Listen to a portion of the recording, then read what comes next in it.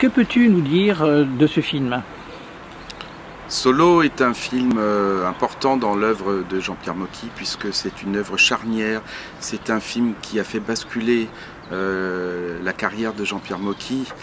Une partie de sa première filmographie qui est plutôt dans le comique, le satirique, le burlesque même, le saugrenu, vers un côté beaucoup plus dramatique, puisque c'est un film dans lequel il traite de la situation de la France, non pas en mai 68, contrairement à une idée répandue, mais plutôt de l'après 68, donc plutôt de mai 69, de l'état de la France.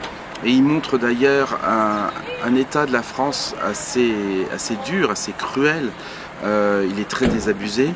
On voit une France entourée de drames, d'attentats, de crimes et de terrorisme.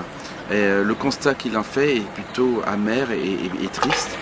Et par ailleurs, on voit beaucoup dans le film la présence policière. Il montre un état policier, il montre une France dans un état policier. C'est ce que l'on voit tout le long du film. Alors, Jean-Pierre Mocky n'avait pas joué en tant que comédien depuis plus de 10 ans. Puisqu'il a arrêté sa carrière de comédien après La tête contre les murs de Georges Franju, film qu'il devait d'ailleurs réaliser lui-même, puisqu'il en avait acheté les droits auprès du romancier Hervé Bazin. Il en avait fait l'adaptation, les dialogues. Il espérait pouvoir tourner ce film, ce qu'il n'a pas pu faire parce qu'il était beaucoup trop jeune et que les producteurs n'ont pas voulu lui confier la réalisation de ce film.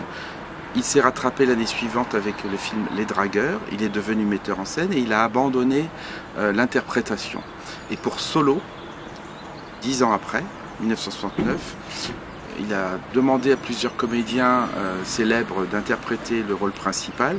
Donc, il y a eu Yves Montand, Delon, Belmondo, qui ont tous été sollicités pour ce film. Ils ont tous refusé.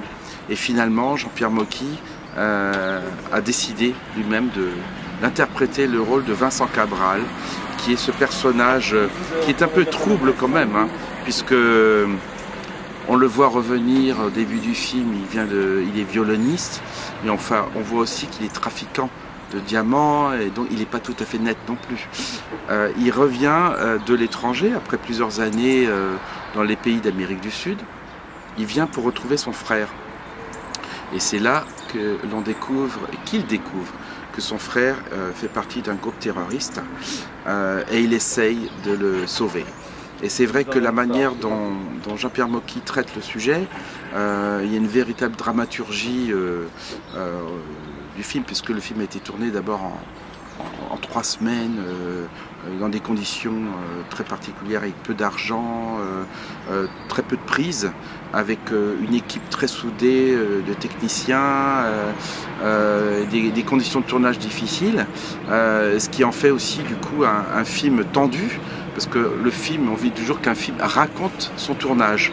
Ça c'est toujours intéressant, parce que quand on regarde le film, on comprend, on voit aussi le tournage du film en même temps qu'on voit le film. Et donc ce film-là a aussi, dans l'œuvre de Jean-Pierre Mocky, permis d'engager une partie de son œuvre vers du cinéma plus dramatique, ce qui n'était pas le cas encore avant. Et à partir de Solo, Jean-Pierre Mocky a fait des séries noires, des films policiers, de manière beaucoup plus régulière. Et d'ailleurs, on peut dire que Solo est le début d'une trilogie, on pourrait même dire d'une, je sais pas, quadrologie, en tous les cas une trilogie, puisqu'il y a eu l'année suivante l'Albatros, qui est une sorte de suite de Solo, réalisée dans le même contexte, dans le même type d'écriture filmique, avec c'est une série noire que Jean-Pierre Mocky a écrite, qui raconte à des évadés de prison et qui se retrouvent plongés dans des élections régionales dans le nord de la France. Et on a une suite de drames à la Solo. Et puis par ailleurs, plusieurs années après, en 1979, il y a un film qui s'appelle Le piège à con. Et ce film-là, c'est de nouveau le personnage de Solo et de l'Albatros qui revient. Il est mort à chaque fois, et là il revient pour le piège à con. Et d'ailleurs, à la fin du film, il meurt de nouveau sur un port, sur un bateau au port du Havre. Donc il y a vraiment une boucle qui se ferme. Et il en a fait un quatrième en fait, qui est l'extrême inverse des trois autres. Les trois autres, donc Solo, l'Albatros, le piège à con, se passent essentiellement de nuit. Aussi, ce qui montre aussi les difficultés de tournage et de lumière du film et les choix esthétiques de Jean-Pierre Mocky. Donc ce dernier film qui est tourné en plein jour à Nice, qui est la ville de naissance de Jean-Pierre Mocky, qui était d'origine polonaise, hein, il s'appelait Jean-Paul Mokiszewski. Il s'appelle La machine à découdre. C'est un film, je pourrais dire, complètement déjanté. C'est l'histoire d'un fou furieux, interprété par Jean-Pierre Mocky, qui tue tous les gens qui ne veulent pas lui donner de l'argent pour construire un hôpital pour les enfants victimes de la guerre. Alors, il passe en revue toute la ville de Nice, et tout le monde y passe. Et il disparaît, pour le coup, il disparaît sans mourir. Et une autre question, que penses-tu du principe du ciné-club ? Le ciné-club, pour moi, c'est une manière de faire vivre l'histoire du cinéma et de créer le lien entre les spectateurs et les films et les œuvres. Et ça permet aussi que les gens se rencontrent et débattent du cinéma. C'est un élément important parce que quand on va au cinéma, dans un cinéma, je dirais entre guillemets normal, quand on paye sa place pour aller au cinéma, il n'y a plus beaucoup de débats, il y en a quelques-uns, mais c'est très rare. Donc les gens payent leur place et puis ils sortent après et puis ils parlent entre eux, en famille ou entre amis.